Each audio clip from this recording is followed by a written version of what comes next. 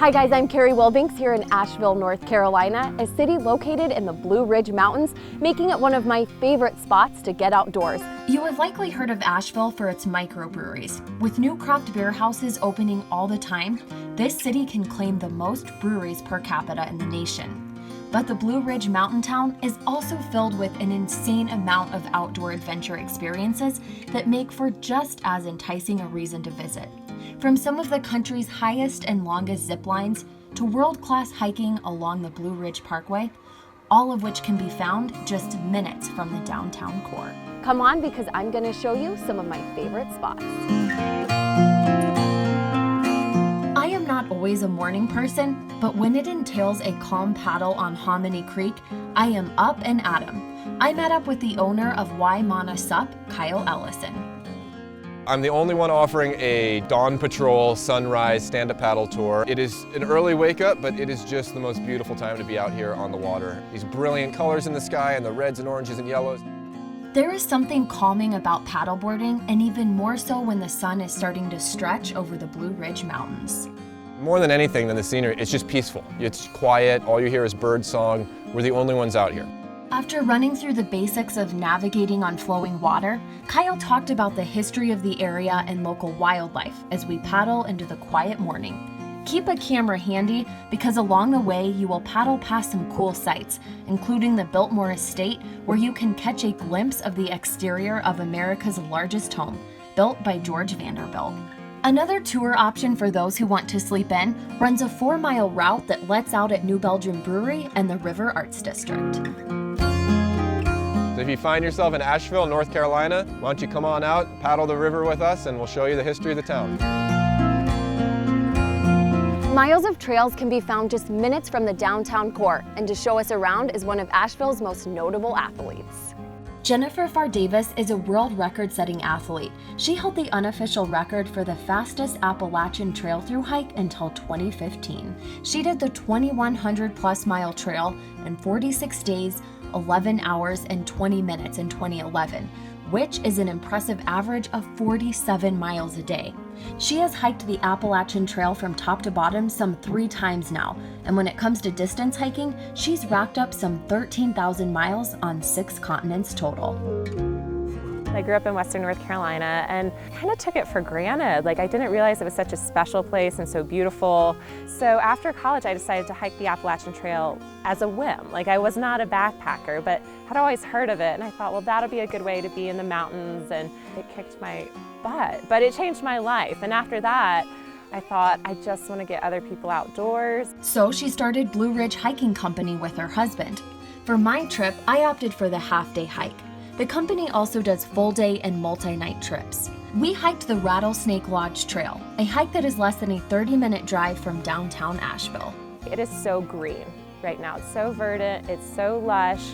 It has some of the most wide-ranging biodiversity of any place in the world. And even on this hike, we've seen plants and salamanders and edibles. The hike also mixes in some local history, like the ruins of a lodge that was built in the 1900s that was the summer home of a local doctor.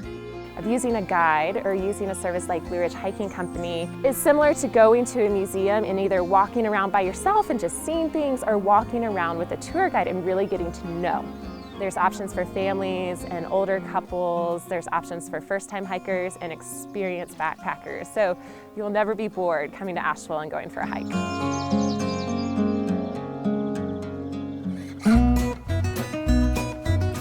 There is no shortage of mushrooms in Asheville, and one of the most adventurous ways to get a taste is on your very own foraging adventure. For this, I join Alan Muscat, dubbed the Mushroom Man of Asheville. He owns No Taste Like Home. Along the way, he shows people different edible plants around Asheville that includes the Blue Ridge Mountains and foothills of North Carolina. There's hundreds of things you can eat here. There's mushrooms, there's plants, including berries, flowers, shoots, roots. It all depends on the time of year and where we go.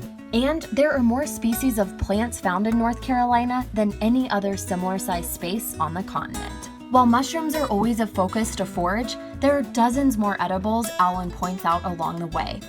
On our tour, we gathered wild onion, tips of hemlock, bamboo shoots, sassafras root, nettles, mushrooms of all kinds, elderflower, birch, and pine needles. foraging is easy. This is not about, man versus wild having to like parachute into the wilderness. I could show you stuff walking through the city that would feed you for a week. Wherever you live, I hope people go home realizing that we live in a Garden of Eden. The best part about these tours is getting to eat what you gathered. After we are finished, we go downtown to Marketplace, a local restaurant where executive chef William Disson cooks up some of what has been gathered.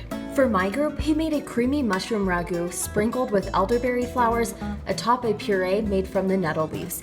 It was nutty and delicious, and the fact that the ingredients had been gathered less than 2 hours before seemed to make the food taste even better. Disson agreed. We're situated in an area that's very biodiverse, and so just as much as we source local food from local farms and produce and livestock, we're able to get just a plethora of wild ingredients, which I think helps take our cuisine from here to up to the next level. And I think as a guest, it makes an experience that's unlike anything else. Next up, we're going to fly over the city for some of the best views this area offers. With so many zip lines popping up across the country, it's hard to know which ones are the most worthwhile. But Navitat Canopy Adventures, about 20 minutes from downtown Asheville, is definitely worth a stop. We have some of the longest, highest, and fastest zip lines in the nation. Our longest zip line on the Blue Ridge experience is 3,600 feet long, 350 feet in the air, and sends you just soaring literally from mountaintop to mountaintop. It's an experience not to be missed. On a clear day, you can see amazing views of the Blue Ridge Parkway, but even if you catch the zip line on a rainy day like us, you will still have a blast zipping through cloud and fog. On our next stop, we head to the Adventure Center of Asheville, where one of the coolest attractions is the Treetop Adventure Park, which has some seriously challenging elements, even for adults. After warming up on a beginner-level ropes course, I decided to go for the most challenging course, the red. Unless you are an American Ninja Warrior, I'm willing to bet you will find the red course at least somewhat challenging. The most difficult part here was balancing from one hula hoop to the next, which took intense focus and a lot of flexibility. Other fun challenges included a suspended rock climbing wall and a zip line towards the end. Still looking for more fun, I head over to Colo Mountain Bike Park next, which is also part of the Adventure Center of Asheville. Here you will find mountain biking trails that meet all levels.